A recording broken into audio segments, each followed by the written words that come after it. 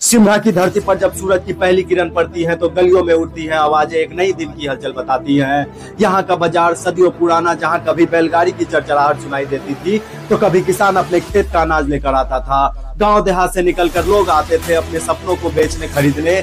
यहाँ सर्दियों में तिलकुट और गुड़ की महक, गर्मियों में आम की मिठास, बरसात में सब्जियों का हरापन, यही तो है पहचान सिमरा हाट की। सिमरा का बाजार सिर्फ व्यापार नहीं बल्कि रिश्तों का संगम है। यहाँ आकर लोग सम्मान से ज्यादा प्यार और अपनापन ले जाते हैं। बड़े बूढ़े कहते हैं ये हाट सिर्फ नहीं, मंडी सिर्फ नहीं, बल्कि हमारी संस्कृति की पहचान है। सिमरा के दिलों में खड़ा है रेणु द्वार, साहित्य की आत्मा, संस्कृति का आधार। ये द्वार सिर्फ एक पत्थर नहीं बल्कि उन सपनों का प्रतीक है जो फणीश्वरनाथ रेणु मेला अंचल की पन्नों पर बुन दिए थे। रेणु द्वार से गुजरते हर मुसाफिर को याद आती है वह मिट्टी जहाँ किसान की बोली और मजदूर की पीड़ा को कलम से आवाज दिए थे। गांव की गली में भी दुनिया बसती है, हर झोपड़ी में एक कहानी लिखी जाती है, हर पगडंडी पर इतिहास चली जाती है।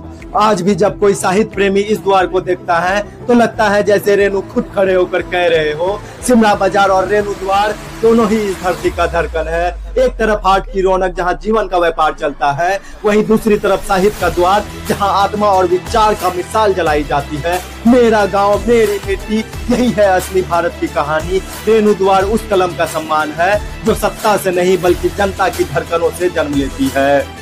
दोनों मिलकर बताते हैं कि सिमरा सिर्फ एक कस्बा नहीं बल्कि एक जिंदगी का जज्बात का संगम है।